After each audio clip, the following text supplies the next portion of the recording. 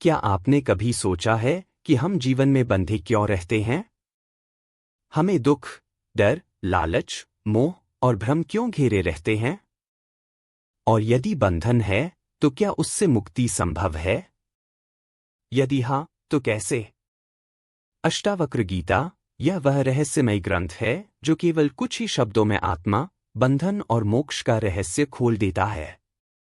यह ग्रंथ ऋषि अष्टावक्र द्वारा राजा जनक को उपदेश के रूप में दिया गया है, जहां वह जीवन के सबसे गूढ़ प्रश्नों के उत्तर बेहद सहज लेकिन गहरे अंदाज में देते हैं। बंधन का वास्तविक कारण क्या है? ऋषि अष्टावक्र कहते हैं, मोक्ष का कारण केवल दृष्टिकोण है और बंधन का कारण भी केवल दृष्टिकोण है। यहां दृष्टिकोण का अर्थ है हमारा बोध, हमारा विचार, हमारी पहचान। मुक्तिं इच्छसि चेत् तात विषयान् विषयं त्यज। क्षमा जवदयातोष सत्यं पश्य परां शुभाम। यदि तुम मुक्ति चाहते हो तो विषयों से यानी इंद्रियों से जुड़ी तृष्णाओं से ऊपर उठो। क्षमा, सरलता, दया, संतोष और सत्य को अपनाओ, यही तुम्हारे अंदर परम शुद्धता लाएगा। बंधनों की शुरुआत होती है मैं और मेरा के आह से। मैं शरीर हूं, यह मेरा परिवार है, यह मेरी संपत्ति है, मैं सफल हूं या असफल, इस मैं की भावना से ही बंधन उत्पन्न होता है। सोचिए, कोई बच्चा खेलते समय मिट्टी से बना खिलौना तोड़ देता है, उसे कोई दुख नहीं होता।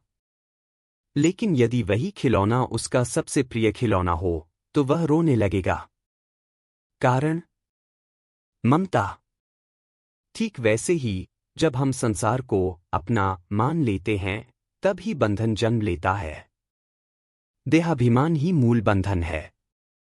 अष्टावक्र कहते हैं, यदि देहं पृथक् कृत्वा चिति विश्रामेसि स्थिर, तदा एव सुखी शांतो बंधमुक्तो भविष्यसि। यदि तुम देह से स्वयं को अलग कर चैतन्य में विश्राम कर सको, तो उसी क्षण तुम सुखी, शांत और बंधन मुक्त हो जाओगे। बंधन का कारण यह भ्रांति है कि मैं यह शरीर हूं, जबकि आत्मा केवल साक्षी है, देखने वाली है, प्रभावित नहीं होने वाली। राजा जनक एक दिन कहते हैं, मैं राज्य चलाता हूं, मेरे पास सब कुछ है, फिर भी भीतर एक बेचैनी है। अष्टावक्र मुस्कराकर कहते हैं, राजा, तुम अपने राज्य से नहीं, अपनी पहचान से बंधे हो।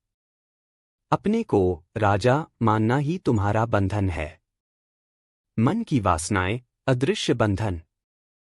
अष्टावक्र बार बार यह संकेत करते हैं कि मन की इच्छाएं, वासनाएं और विचारों का प्रवाह ही मनुष्य को बांधता है। वासना मात्र संन्यासाद्यत किंचित जायते सुखम, सर्वं मोक्षमहं मन्ये हीतं सौख्यमन्तकम्। वासनाओं के त्याग से ही सच्चा सुख उत्पन्न होता है। यही सच्चा मोक्ष है और अनंत आनंद का स्रोत भी। जब मन लगातार किसी चीज की इच्छा करता है, जैसे धन, प्रतिष्ठा, प्रेम, तब वह वर्तमान से कट जाता है और भविष्य या भूतकाल में अटका रहता है। यही उसकी पीड़ा है। आज के जीवन में जब हम सोशल मीडिया पर दूसरों की सफलता देखते हैं और तुलना करते हैं, तो एक अंतहीन लालच और बेचैनी पैदा होती है। यही मानसिक बंधन है। मोक्ष क्या है? मोक्ष कोई दूर की चीज नहीं, वह अभी और यही है, बस उसे पहचानने की जरूरत है।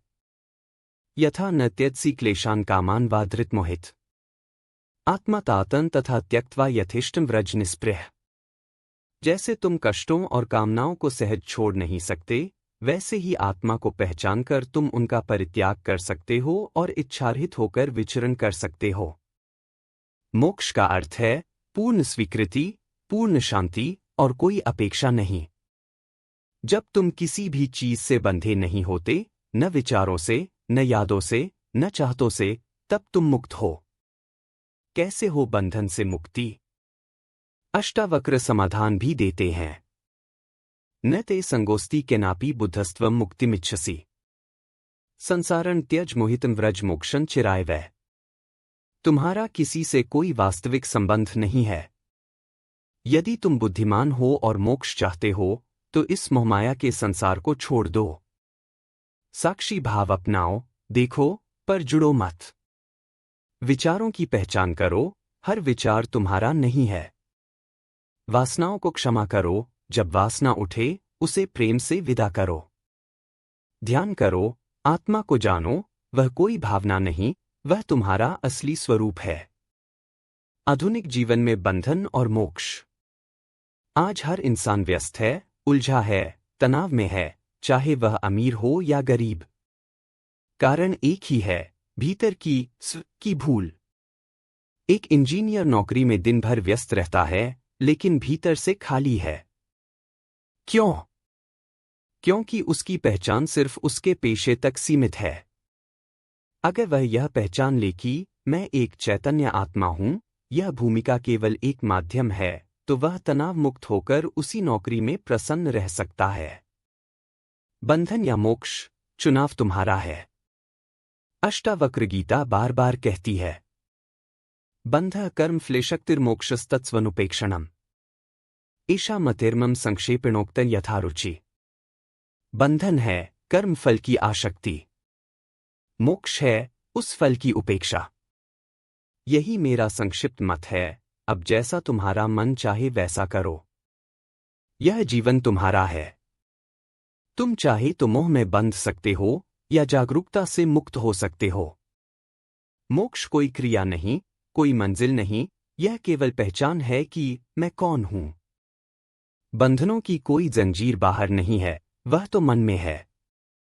और उसी मन में मोक्ष का द्वार भी है। यदि आप हर क्षण यह जान लें कि आप शरीर, विचार, भावना नहीं, बल्कि साक्षी, चैतन्य, परम आत्मा हैं, तो उसी क्षण आप बंधन से मुक्त हो जाते हैं।